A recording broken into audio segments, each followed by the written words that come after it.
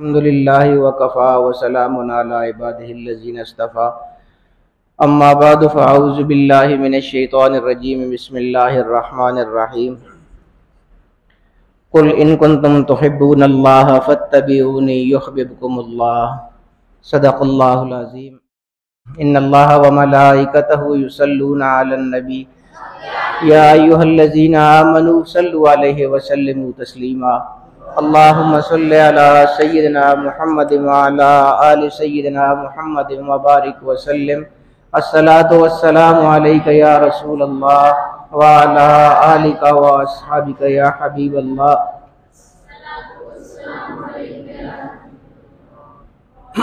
अस्सलातु वस्सलामु अलैका या शफ़ीअल मुज़निबीन व अला आलिका व अस्हाबिका या रहमतल लिल आलमीन। मैं चुप इसलिए हो गया था कि देखूं आप में से दरूद शरीफ कौन पढ़ रहा है। मेरा ख्याल है दरूद शरीफ का ख़त्म पढ़ने के बाद आपने ये समझा है कि अब इसके बाद दरूद शरीफ की ज़रूरत नहीं रही है हम लोगों को। ऐसा नहीं होता है, दरूद शरीफ हर वक्त पढ़ना होता है जब भी पढ़ा जाए। गुफ्तगू हमारी चल रही थी कुछ जुम्मों से काबा मुअज़्ज़मा और हरम शरीफ के हवाले से, चूँकि हज के दिन करीब है, सारे लोग वहाँ पर हाज़िरी के लिए गए हुए हैं। वहाँ सब अपने अपने अंदाज में मज़े लूट रहे हैं। जिसको जो इबादत पसंद है वो कर रहा है वहाँ पर। अल्लाह ताला सबकी इबादत वहाँ पर कबूल फरमाए। और हम यहाँ जो लोग बैठ के वहाँ के तज़किरे कर रहे हैं, अल्लाह पाक अपने करम से हम सबको भी वहाँ के दीदार नसीब फरमाए, वहाँ की हाज़िरियाँ नसीब फरमाए। काबा शरीफ की फजीलत के हवाले से कुछ बातें मैंने आपको पिछले जुम्मे बताई थी। गालिबन पहली नज़र के हवाले से भी मैं आपको बता चुका हूँ। उसके बाद तवाफ़ का मरहला आता है और तवाफ़ से पहले इस्तिलाम होता है हजर अस्वद का। इस्तिलाम का माना सलाम करना। ये जो हम एक दूसरे को सलाम करते हैं, सलाम करना जो है इसको इस्तिलाम कहा जाता है। तो हजर अस्वद को भी सलाम करना होता है। ये देखिए कितनी अजीब बात है कि हजर अस्वद तो एक पत्थर है। हम जो एक दूसरे को सलाम करते हैं, सलामती की दुआ देते हैं कि अस्सलामु अलैकुम, तुम पर अल्लाह की सलामती हो, तो आगे से वो जवाब हमको देते हैं वालेकुम अस्सलाम, कि तुम पर भी अल्लाह की सलामती हो। हम जब एक दूसरे को सलाम करते हैं तो दुआ होती है, हम उसको दुआ देते हैं, वो हमको दुआ देता है। लेकिन हजर अस्वद तो पत्थर है, उसको क्यों सलाम करते हैं? उसने तो जवाब नहीं देना हमको। पत्थर तो जवाब नहीं दिया करते।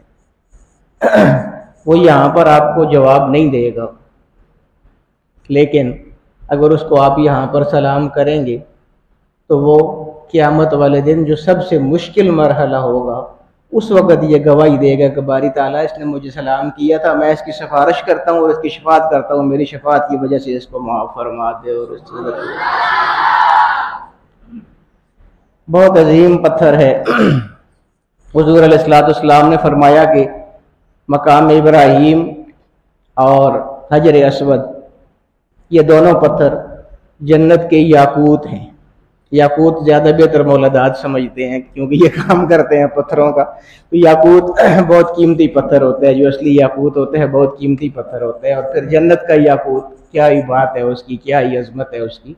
तो हुज़ूर फरमाते हैं कि हजर अस्वद और मकाम इब्राहीम के अंदर जो पत्थर पड़ा हुआ है, ये दोनों जन्नत के याकूत हैं। जन्नत के पत्थर नहीं फरमाया, ये भी फरमा सकते थे ना कि ये जन्नती पत्थर है, फरमाया जन्नत के याकूत हैं। तो अंदाज़ा होता है कि कितनी अजमत वाली चीज़ें हैं ये। और इसको हजर अस्वद कहा जाता है। मैं इस्तिलाम के बारे में आपको बता रहा हूँ, वही सारी तफसील चल रही है। इस्तिलाम का माना सलाम करना। हुज़ूर अलैहिस्सलाम इसको बोसा दिया करते थे। जब भी तवाफ़ शुरू किया जाता है तो उससे पहले हजर अस्वद को बोसा दे के उसके बाद फिर तवाफ़ का आगाज़ होता है। पहला चक्कर, फिर दूसरे चक्कर में फिर बोसा दे के उसके बाद फिर चक्कर, फिर तीसरे में फिर बोसा, यानी हर चक्कर के बाद हजर अस्वद को बोसा देना है और फिर अगला चक्कर शुरू करना है। अगर रश हो तो फिर बोसा देना ज़रूरी नहीं है। फिर दूर से आप छड़ी भी उसको लगा के, यानी इतने दूर हो के बोसा नहीं दे सकते और छड़ी लगा सकते हैं, तो फिर छड़ी लगा के उसको सलाम करना है। लेकिन मज़े की बात यह है कि फिर भी चूमने वाली अदा बरकरार है। अगर छड़ी भी आपने लगाई है तो उसको तो नहीं चूम सके, लेकिन जो छड़ी उसको लगाई है उस छड़ी को चूम के फिर तवाफ शुरू करना है।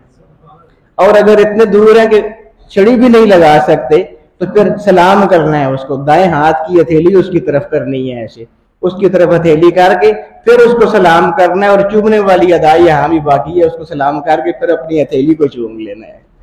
गोया मैंने उसको बोसा दे दिया है। बोसा देने को तकबील कहते हैं और सलाम करने को इस्तिलाम कहते हैं। तो ये जो हाथ उसकी तरफ करते हैं सलाम करने के लिए दूर से, ये क्यों करते हैं? मैं हैरान होता हूँ अल्लाह रब्बुल आलमीन की क्या क्या बरक़ात और रहमतें हैं हम गुनाहगारों पर, और अल्लाह ताला ने हमारी निजात के लिए क्या क्या इंतज़ाम किए हुए हैं। हम फिर भी अल्लाह पाक से बहुत ज़्यादा दूर हैं। बहुत ज़्यादा अल्लाह का कुर्ब हासिल करना चाहिए। उसने हर चीज़ में हमारी निजात के तरीके रखे हुए हैं। वो चाहता है कि किस तरह मेरा बंदा निजात पा जाए। ये हाथ क्यों उसकी तरफ किया जाता है? पहले ज़मानों में तो शायद इसको समझना मुश्किल होगा, लेकिन आज के ज़माने में तो ये मुश्किल नहीं है दोस्तों। ये जो आप कोई सिम लेते हैं या किसी भी जगह आपके फिंगरप्रिंट लगते हैं तो वो आपकी शनाख्त होती है, और किसी एक आदमी के फिंगरप्रिंट जो हैं वो दूसरे से मैच नहीं करते हैं। हर आदमी के अलग फिंगरप्रिंट होते हैं। ये भी अल्लाह ताला का इंतज़ाम देखिए कि अब ये अंगूठा है तो ये कितनी सी जगह है, 1 इंच की तो जगह है ये सारी, तो कितने लोग हैं, करोड़ों के हिसाब से लोग हैं, और हर आदमी का अंगूठा दूसरे से मुख्तलिफ है। यानी अल्लाह पाक ने कैसा इंतज़ाम की, इतनी सी जगह में आप कितनी तब्दीलियां कर सकेंगे? थोड़ी थोड़ी तब्दीली भी करें तो कुछ लोगों के बाद वो तब्दीली खत्म हो जाएगी, अंगूठा पूरा हो जाएगा। लेकिन अल्लाह पाक ने कैसा इंतज़ाम किया हुआ है कि इस 1 इंच में भी करोड़ों लोगों के वो फिंगरप्रिंट आप देखें, मैच करके देखें, दूसरे के साथ मैच नहीं होते। तो वो आज के ज़माने में इसको समझना इसलिए आसान हो गया है कि ये फिंगरप्रिंट की टेक्नोलॉजी आ गई है, और अब जब हम उसको सलाम करते हैं या उसकी तरफ हथेली करते हैं तो आला हज़रत ने एक शेर में उसको पुतली करार दिया है। और आला हज़रत फरमाते हैं कि ये ऐसे लगता है कि जब आप हरम में तवाफ कर रहे हो तो आपको ऐसे लगेगा कि वहां पर एक आंख है जो आंख आपको देख रही है, और हजर अस्वद का फोटो आप देखें बिल्कुल ऐसे ही लगता है कि वाकई वो आंख की तरह है। और उस आंख के अंदर जो सोने का वो हाला है, उसके अंदर जो हजर अस्वद है वो ऐसे है कि जैसे आंख के अंदर हमारी काली पुतली होती है। हजर अस्वद को वो काली पुतली के साथ तशबीह देते हैं और फरमाते हैं कि ऐसे लगता है कि हरम के अंदर जो भी आदमी घूम रहे हैं वो हजर अस्वद की आंख जो है हर एक पर नजर रखे हुए है। और जब हम हाथ आगे करते हैं तो उसके अंदर जो स्कैनिंग मशीन लगी हुई है उस पुतली के अंदर, वो हमारे हाथ को स्कैन कर लेती है, हमारे फिंगरप्रिंट स्कैन हो जाते हैं। इसलिए जब हमारी शनाख्त मुकम्मल हो जाती है स्कैनिंग के जरिए, तब हर आदमी के हवाले से क़यामत के दिन वो गवाही देगा कि हाँ बारी ताला इसकी स्कैनिंग मेरी पुतली में महफूज है, इसने सलाम किया था इसलिए मैं इसकी शफाअत करता हूँ, उसको बख्श दे।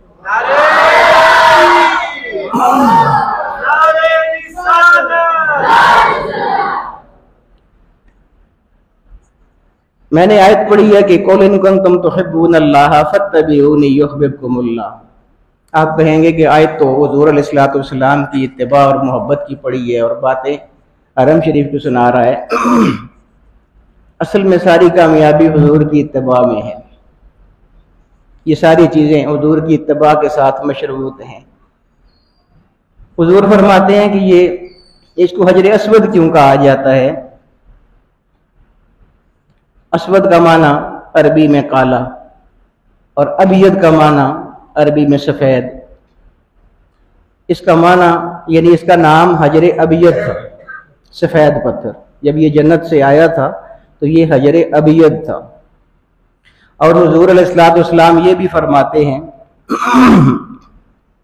कि ये इतने नूरानी पत्थर थे दोनों, ये जो जन्नत के याकूत यानी मकाम इब्राहिम वाला पत्थर और हजर अस्वद, ये इतने ज़्यादा नूरानी थे जन्नत की नूरानियत की वजह से। चूँकि जन्नत में आए थे और जन्नत की हर चीज़ दुनिया से बहुत ज़्यादा मुख्तलिफ है, तो ये इतने ज़्यादा नूरानी थे, इतने ज़्यादा नूरानी थे कि अल्लाह पाक अगर इनके नूर को मिटा कर दुनिया में ना लाता तो दुनिया की हर चीज़ इनकी नूरानियत की वजह से नूरानी हो जाती। फिर हम इसको देख भी नहीं सकते थे, हम इसको चूम भी नहीं सकते थे। तो अल्लाह पाक ने इसकी नूरानियत को ख़त्म करके फिर उसके बाद इसको दुनिया में लाया ताकि हम लोग उसको चूम भी सकें, उसको बोसे भी दे सकें, उसका कुर्ब भी हासिल कर सकें। लेकिन इसके बावजूद नूरानियत ख़त्म होने के बावजूद भी ये अबियद था, सफ़ेद था, दूध की तरह सफ़ेद और चमकदार था और रोशन था। फिर हुजूर फरमाते हैं कि सब वदत हो खता या बनी आदम, हम बनी आदम जो हैं, जो आदम अलैहिस्सलाम की औलाद हैं, जितने भी हम, ज़ाहिर है गुनाहगार लोग भी हम में होते हैं जो वहाँ पर जाते हैं। और फिर जब चूँकि जन्नत का पत्थर था, बहुत लतीफ़ था, बहुत नफीस था, सफ़ेद बिल्कुल दूध की तरह चमकता हुआ, तो हम गुनाहगारों के होंठ जब उस पर जाके लगने लगे तो वो चूँकि लताफत उसमें बहुत ज़्यादा थी, नफासत उसमें बहुत ज़्यादा थी, सफाई पाकीज़गी उसमें बहुत ज़्यादा थी, नज़ाफत बहुत ज़्यादा थी। नाराए तकबीर, नाराए रिसालत, किबला हजरत साहिब।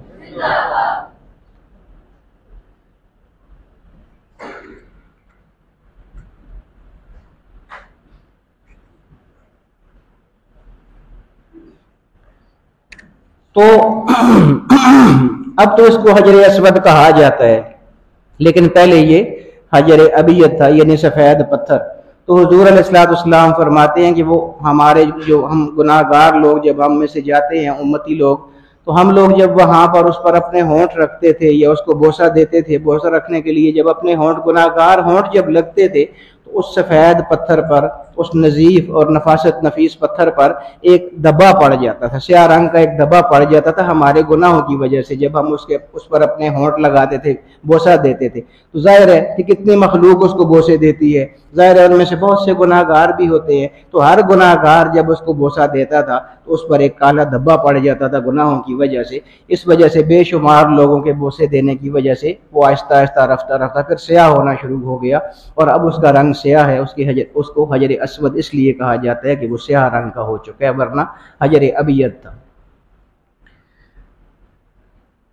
एक मौके पर ऐसा हुआ, हुजूर अलैहिस्सलाम इत्तिबा की बात मैं आपको बता रहा था कि कैसे हर चीज में हुजूर की इत्तिबा करनी है। ये तो मैं आपको बता चुका हूं कि क़यामत वाले दिन ये पत्थर हमारा शफी होगा, और ये भी आप जानते हैं कि क़यामत का जो दिन होगा, हशर का जो दिन होगा, हिसाब किताब का जो दिन होगा, फैसले का जो दिन होगा, वो सबसे मुश्किल दिन होगा। उस वक़्त अगर कोई शफ़ी मिल जाए, कोई सिफारिशी मिल जाए, कोई ज़मानत देने वाला मिल जाए, तो इससे बड़ी और क्या, इससे बड़ा इनाम और क्या हो सकता है। यानी मुश्किल तरीन दिन है वो। उस दिन तो हर आदमी की ये ख्वाहिश और तलब होगी कि किसी तरह मेरी गुलो खलासी हो जाए, मेरी जान छूट जाए, क्योंकि बहुत मुश्किल कड़ा दिन है वो। और उस दिन की शफात, उस दिन की सिफारिश बहुत बड़ी बात है, बहुत बड़ी बात है। लेकिन हुजूर अलैहिस्सलाम की इत्तिबा ये उससे भी ज़्यादा बड़ी बात है। ये मैं आपको बताना चाह रहा था। मैंने क्यों ये आयत पढ़ी थी कि कुल इन कुंतुम तुहिब्बून अल्लाह, अगर तुम चाहते हो कि अल्लाह से तुम मोहब्बत करने लगो, अल्लाह से तुम्हें मोहब्बत हो जाए, तो फत्तबिऊनी, फिर मेरी इत्तिबा करो, हुजूर अलैहिस्सलाम की इत्तिबा करो। तो फिर क्या होगा कि पहले तो तुम ये चाहते थे ना कि तुम अल्लाह से मोहब्बत करो, लेकिन जब मेरे महबूब की इत्तिबा कर लोगे तो तुम तो अल्लाह से मोहब्बत करोगे ही करोगे। नतीजा ये निकलेगा इत्तिबा करने की वजह से कि अल्लाह पाक तुमसे मोहब्बत फरमाने लगेगा। ये इत्तिबा। अब ये मैं आपको बता चुका हूं कि हजर अस्वद शाफे है, क़यामत वाले दिन का सिफारिश करने वाला है, हमारी सिफारिश करेगा वो। इतना बड़ा इनाम। लेकिन हज़रत उमर रज़ी अल्लाह ताला अन्हु जैसी शख्सियत, कितनी बड़ी शख्सियत है हज़रत उमर रज़ी अल्लाह ताला अन्हु। उनका अब अंदाज देखिए, इत्तिबा का अंदाज देखिए हुज़ूर अलैहिस्सलाम का। हमसे ज़्यादा वो हदीसों को जानने वाले थे। हम क्या हदीसें जानते हैं, हमारी तो ज़ुबान भी अरबी नहीं है, उनकी तो ज़ुबान ही अरबी थी। फिर वो हुज़ूर अलैहिस्सलाम के साथ रहने वाले, उनसे ज़्यादा हदीसों को कौन जान सकता है। उनको भी ये हदीस मालूम थी कि हुज़ूर अलैहिस्सलाम ने फरमाया है कि ये क़यामत के दिन सिफारिश करेगा, शिफात करेगा, सिफारिशी होगा, हमारा शाफे होगा। ये हदीस तो मालूम थी उनको। इसके बावजूद एक दफ़ा वो उसको बोसा देने के लिए आगे बढ़े तो उसको मुखातब करके कहा, उसके सामने खड़े हुए, उस हजर अस्वद, उस पत्थर की आंखों में आंखें डाल के उसको कहने लगे इन्नी आलमु अन्नका हजरुन, मैं जानता हूं कि तू एक पत्थर है सिर्फ। ला तनफ़उ वला तदुर, ना तू किसी को नफा दे सकता है ना तू किसी को नुकसान दे सकता है। यानी तेरा नफा नुकसान हुजूर अलैहिस्सलातु वस्सलाम की वजह से है। तू अगर किसी को नुकसान देता है या नफा भी अगर देता है तो वो नफा बेशक तू दे रहा है, वो सिफारिश तू कर रहा है, क़यामत के दिन सिफारिशी तू होगा, शिफात तू करेगा, लेकिन ये तेरा कमाल नहीं है। ये कमाल भी हुजूर अलैहिस्सलातु वस्सलाम की वजह से तुझे मिला है, क्योंकि हुजूर अलैहिस्सलातु वस्सलाम ने तुझे बोसा दिया था और मैं जो तुझे बोसा दे रहा हूं तो इसलिए नहीं दे रहा हूं कि क़यामत के दिन तूने मेरी सिफारिश करनी है, शिफात करनी है। मैं सिर्फ इसलिए दे रहा हूं कि मेरे आका मौला सल्लल्लाहु अलैहि वसल्लम ने तुमको चूमा है, उनकी इत्तिबा की वजह से मैं आज तुम्हें चूम रहा हूं, वरना मुझे नफे से कोई गरज नहीं है तुम्हारे। कितना अजीब अंदाज है हुजूर अलैहिस्सलातु वस्सलाम, यानी मालूम है कि उसने क़यामत के दिन सिफारिश करनी है, शिफात करनी है, लेकिन उसकी सिफारिश को, उसकी शिफात को भी फरूई करार दे दिया। फरमाया कि ये सारी बात की बातें हैं, असल बात तो ये है कि लौला कब्बलका रसूलुल्लाह सल्लल्लाहु अलैहि वसल्लम मा कब्बलतुका, अगर मेरे आका ने तुम्हें न चूमा होता तो मुझे तुम्हारे नफे से कोई गरज नहीं थी, मैंने नहीं चूमना था, मैं इसलिए चूम रहा हूं कि मेरे आका ने तुझको चूमा, इसलिए मैं भी तुझे चूम रहा हूं। तो बड़े अजीब अजीब वाक़यात हैं हजर अस्वद के। एक मौका पर ऐसा हुआ था कि हजर अस्वद को एक जंग थी एक छोटी सी, उसमें हजर अस्वद को उखाड़ लिया गया था और कुछ कबीले वाले इसको वहां से ले गए थे। बाद में जब मामला रफा दफा हो गया तो हजर अस्वद को दोबारा वहां पर नस्ब करने का मरहला पेश आया अपनी जगह पर जहां पर यह पहले मौजूद था। आप जानते हैं कि जो कबायली सिस्टम होता है इसमें कबाइल का बहुत असर रसूख होता है, यानी मुतादिद कबीले होते हैं, कोई कमज़ोर है कोई ताकतवर है, मुख्तलिफ कबीले होते हैं। फिर ताकतवर कबीला जो होता है उसका जो सरदार होता है वो और ज़्यादा ताकतवर होता है, यानी सरदारी होती है ताकतवर कबीले की उसके पास। जिस तरह आज के ज़माने में आप चौधरी खान जो भी हम कहते हैं तो ये बड़े लोग होते हैं। इसी तरह कोई गाँव का बड़ा है वो अपने गाँव का बड़ा है, बड़ी शख्सियत होती है। उस जमाने में भी ऐसा ही था, बल्कि कबायली सिस्टम तो आज से ज्यादा था। उस जमाने में सारा कबायली सिस्टम ही था, तो मुख्तलिफ कबाइल थे, छोटे कबीले भी थे उनमें, बड़े कबीले भी थे। तो जो बड़े बड़े कबीले थे उनके जो सरदार थे, अब एक तो नहीं था, बहुत सारे कबीले बड़े, बहुत सारे फिर उनके सरदार। तो हर सरदार ने ये जिद पकड़ ली कि चूंकि मैं बड़े कबीले का बड़ा सरदार हूं तो इसलिए ये एजाज मुझे मिलना चाहिए कि हजर अस्वद को मैं उठा के तो उसकी जगह पर नस्ब करूंगा। अब एक बंदा होता तो नज़ा ना पैदा होता, झगड़ा ना पैदा होता, वो उठा के रख देता, लेकिन कबीले ज्यादा थे, कबीलों के सरदार जो थे वो भी ज्यादा थे, तो झगड़ा पड़ गया। एक कहने लगा कि मैं नहीं उठा के रखना है, दूसरा सरदार कहने लगा कि मैं नहीं उठा के रखना है, झगड़ा पड़ गया। कोई किसी दूसरे को रखने नहीं दे रहा था, हर एक ने जिद पकड़ ली कि नहीं ये नहीं रखेगा मैं रखूंगा। जब जिद पड़ गई तो कोई भी नहीं रख पा रहा था वहां पर। झगड़ा इतना ज्यादा बढ़ा कि कोई फैसला ना हो सका। फिर यह फैसला हुआ कि कोई सालिस मुकर्रर करते हैं, कोई हकम मुकर्रर करते हैं जो फैसला करे कि इसको कौन सा सरदार इसको उठा के रखेगा। तो फैसला ये हुआ कि आज इस मसले को यहीं छोड़ देते हैं और कल सुबह का इंतजार करते हैं, देखेंगे कि कल सुबह सबसे पहले हरम शरीफ में कौन आएगा। और ये हम सारे मुत्तफिका फैसला करते हैं कि जो आदमी भी कल सुबह सबसे पहले हरम में दाखिल होगा उससे फैसला करवाएंगे कि कौन सा सरदार उठा कर रखे। वो जो भी फैसला करेगा हम सबको मंजूर होगा। इस बात पे फैसला हो गया। अब अगली सुबह सारे वहां पर इकट्ठे हो गए और जाहिर है कि तजस्सुस था, ये तो सब फैसला कर चुके थे कि जो भी आने वाला जो भी होगा उसको कबूल किया जाएगा। हर आदमी, हर कबीला, हर सरदार उसको कबूल करेगा और वो आने वाला जो फैसला करेगा उसको भी हर सरदार और हर कबीला जो है वो कबूल करेगा। ये तो फैसला हो चुका था। सुबह सारे सरदार भी जमा है, सारे कबाइल वाले भी जमा है हरम शरीफ के अंदर और इस इंतजार में है, तजस्सुस में है, दरवाजों को देख रहे हैं कि कौन आदमी है जो सबसे पहले दाखिल होगा। तो फिर आने वाले तो वही आने थे ना जिन्होंने फैसला करना था और जिनके फैसले को सबने कबूल भी करना था। हुज़ूर अलैहिस्सलाम दरवाजे से अंदर तशरीफ लाए। सब बेसाख्ता पुकार उठे कि ये सबसे बेहतरीन फैसला करने वाला बंदा आ गया है, ये जो भी फैसला करेंगे हम सबको मंजूर होगा। हुजूर अलैहिस्सलाम चलते चलते वहां उनके पास आए, देखा बहुत बड़ा मजमा लगा हुआ है। फरमाया क्या बात है, क्यों इतने लोग जमा हुए हो, क्या हो गया है? उन्होंने बताया कि इस तरह हजर अस्वद को अपनी जगह पर हुजूर नस्ब फरमाना है और हर कबीले का सरदार ये चाहता है कि मैंने इसको अपनी जगह पर रखना है, मुझे ये एजाज मिलना चाहिए कि मेरे हाथों से हजर अस्वद या मेरे हाथ उसको लगे और हम उठा के उसको नस्ब करें अपनी जगह पर। हुजूर अलैहिस्सलाम को अल्लाह पाक ने क्या क्या इल्म अता फरमाए थे, कैसे कैसे फैसले हुजूर अलैहिस्सलाम फरमाते थे। फरमाया कि इतनी सी बात पे झगड़ रहे हो, एक कहता है कि मैंने हाथ से उठा के रखना है और दूसरा कहता है कि मैंने हाथ से उठा के रखना है, ये तो इतनी बड़ी बात नहीं है, मैं फैसला करता हूँ सारे इसको उठा के रखेंगे, कोई बात नहीं है। एक चादर बिछाओ, हजर अस्वद को उस चादर में रखो, उस चादर को सारे सरदार उठा लो तो सब उठा लोगे पत्थर को। चुनाचे चादर बिछाई गई और उसके अंदर वो हजर अस्वद को रखा गया। जितने भी सरदार हैं उन्होंने एक एक पल्लू उसका पकड़ा चादर का और सब ने मिलकर हजर अस्वद को उठाया, उसकी जगह पर लेके गए। हुजूर अलैहिस्सलाम ने अपने दस्ते मुबारक से फिर उसको चादर से उठाया और अपनी जगह पर नस्ब फरमा दी और फरमाया सब ने इसको उठा लिया, सबका ऐसा शामिल हो गया है। बड़े खूबसूरत वाक़यात हैं हजर अस्वद के भी, मकाम इब्राहीम के भी, ये सारी ही जगह इन्न सफ़ा वल मरवा मिन शआइरिल्लाह, अल्लाह के शायर भी हैं वहाँ पर, सफ़ा मरवा भी हैं। ये सारी बातें इंशाअल्लाह मैं वक्तन फ़वक्तन आपको बताता रहूँगा हज की मुनासबत से। अल्लाह रब्बुल आलमीन हम सबको भी वहाँ की हाज़िरियाँ नसीब फरमाए। व सल्लल्लाहु तआला अला खैरि खल्क़ी सय्यिदना मुहम्मद व आलिहि व अस्हाबिही।